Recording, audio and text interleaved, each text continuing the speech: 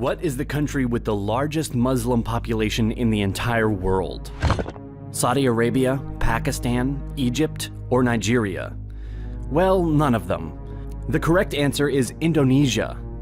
Islam is the religion in Indonesia with most adherents, with 87.2% of Indonesian population identifying themselves as Muslim in a 2010 survey.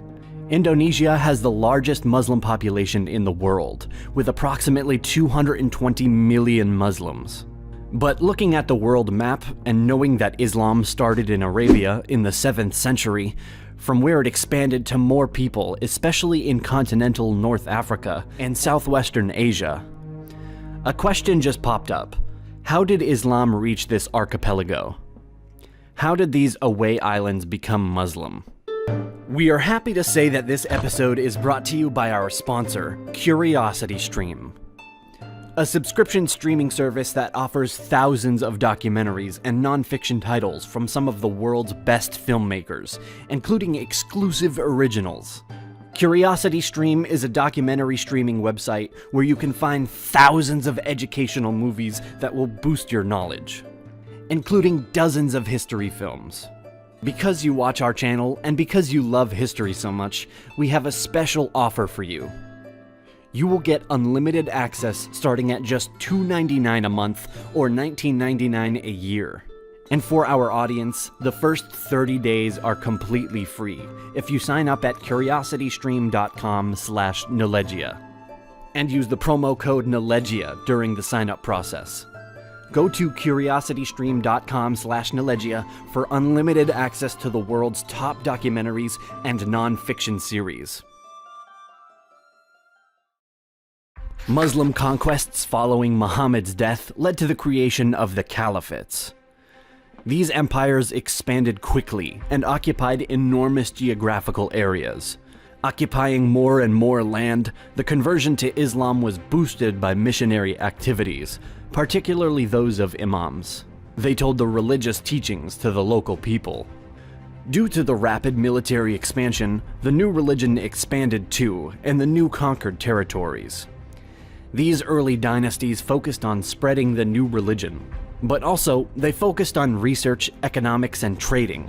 During the Islamic Golden Age, more and more people converted to this religion, including crowned heads, nobles, but also trades and merchants. This resulted in rapid spreading towards the Indian and Atlantic Oceans. Islam influence first came to be felt in the Indian subcontinent during the early 7th century with the advent of Arab traders. Arab traders used to visit the Malabar region, which was a link between them and the ports of Southeast Asia, to trade even before Islam had been established in Arabia. The Arab merchants and traders became the carriers of the new religion, and they propagated it wherever they went.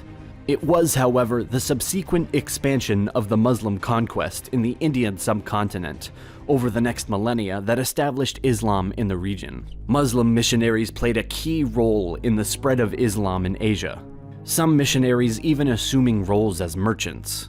They were sent across Asia in all directions under various titles, often as traders. The missionaries were instructed to speak to their potential converts in their own language. Even before Islam was established amongst Indonesian communities, Muslim sailors and traders had often visited the shores of modern Indonesia. Most of these early sailors and merchants arrived from the Abbasid Caliphate's newly established ports of Basra and Dabal. The territory was rich in spices, exotic fruits, and other goods. There is evidence of Arab Muslim traders entering Indonesia as early as the 8th century. But it was not until the 12th or 13th century that the spread of Islam started, then expanded even more due to the adoption by the local rulers and elites. The missionaries came from many territories and regions. Some came here from India, and later from the southern Arabian Peninsula. It is believed that around the 13th century, the religion began to emerge on the northern coast of Sumatra. After this, Islam was further spread by Sufi orders, and finally consolidated by the expansion of the territories of converted rulers and their communities. Not knowing a certain date when the conversion started, and having no clear indication of when Islam first came to the region, we may consider the start around 11th or 12th centuries. The first Muslim gravestone markings date to 1082. Also, when Marco Polo visited the area in 1292, he noted that the urban port state of Perlac was Muslim. The first evidence of a Muslim dynasty in the gravestone dated 1297 of Sultan Malik al-Saleh, the first Muslim ruler of the Samudra Pasai Sultanate. Chinese sources record the presence of a Muslim delegation to the emperor from the kingdom of Samudra in 1282. The spread of Islam generally followed the trade routes east, through the primarily Buddhist region, and half a century later, in the Malaccas we see the first dynasty arise in the form of the Sultanate of Malacca, at the far end of the archipelago, formed by the conversion of one Shah into a Muslim, and the adoption of the name Muhammad Iskandar Shah. The spread of Islam among the ruling class was precipitated as Muslim traders married the local women, with some of the wealthier traders marrying into the families of the ruling elite.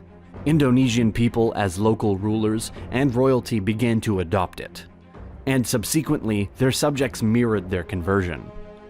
The expansion accelerated in the 15th century as the military power of Malacca Sultanate in the Malay Peninsula and other Islamic sultanates dominated the region, aided by episodes of Muslim coup, wars and superior control of maritime trading, and ultimate markets. By the 14th century, Islam had been established in northeast Malaya, Brunei, the southwestern Philippines, and among some courts of coastal East and Central Java. The 15th century saw the decline of Hindu-Javanese Majapahit Empire, as Muslim traders from Arabia, India, Sumatra, and the Malay Peninsula, and also China began to dominate the regional trade that once controlled the Javanese Majapahit traders. Chinese Ming dynasty provided systematic support to Malacca. Ming Chinese Zhang's voyages is credited for creating Chinese Muslim settlement in Palembang and north coast of Java. Malacca actively encouraged the conversion to Islam in the region, while Ming fleet activity established Chinese Malay Muslim community in northeast coastal Java, thus created a permanent opposition to the Hindus of Java. The expeditions had established Muslim Chinese, Arab, and Malay communities in northern ports of Java. Dominant Muslim kingdoms were more and more present in the archipelago. Indu's historical inhabitants were animists, Hindus, and Buddhists. And in time, many of them accepted the new religion because Muslim merchants and traders disseminated Islamic teachings while trading with local population, and their teachings encouraged proselytizing religion. Hindus and Buddhists don't generally proselytize, and Islam is a monotheistic belief system, and it doesn't allow its followers to believe in another god. Being a Muslim created more privileges, benefits, and favorable terms for the local people than being a non-Muslim. Some people needed safety and certainty, so they chose to declare themselves as Muslims. Because Islam made an appearance in Southeast Asia through trade with people of South Arabia and Indian Sufis, the transition was made more peacefully than in the Middle East or North Africa, where existed conflicts. In Indonesia, the process was slower, but was created differently through merchants, elites, and nobles. The presence of monarchy made it easier for the religion to spread among the commoners, just as the presence of Christianity in the monarchy made it easier for the religion to spread in European kingdoms. Meanwhile, in Java Island, the great Hindu Majapahit Empire was collapsing. Some of these new kingdoms were supported by Ming China through assimilation related to trade, royal conversions, and conquest. Islam had supplanted Hinduism and Buddhism as the dominant religion of Java and Sumatra by the end of the 16th century. But many cultural and religious habits from the Hindu-Buddhist era were mostly tolerated and even incorporated into Islamic rituals. Islam didn't obliterate the pre-existing culture. Rather, it incorporated and embedded the local customs and non-Islamic elements among rules. In part, the strong presence of Sufism has been considered a major enabler of the syncretism between Islam and other religions. When Europeans came, they brought Christianity to the Muslim majority, but not so many converted, probably due to the fact that in that time, already the accent wasn't put on religion as much as in the 12th or 13th centuries. But this is another discussion. Indonesia is a big country, with more than 250 million people from different cultures and ethnicities across thousands of islands. From a religious point of view, Indonesia is not ruled by a single law. Because more than 80% of the population are Muslims, Indonesia can be called as one of the Muslim countries in the world. But Indonesia is not a traditional Islamic one.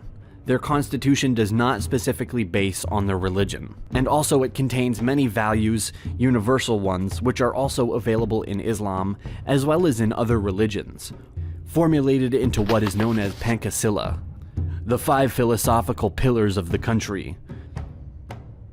We would like to give special thanks again to CuriosityStream for sponsoring this video. Also, a big thank you to our supporters on Patreon.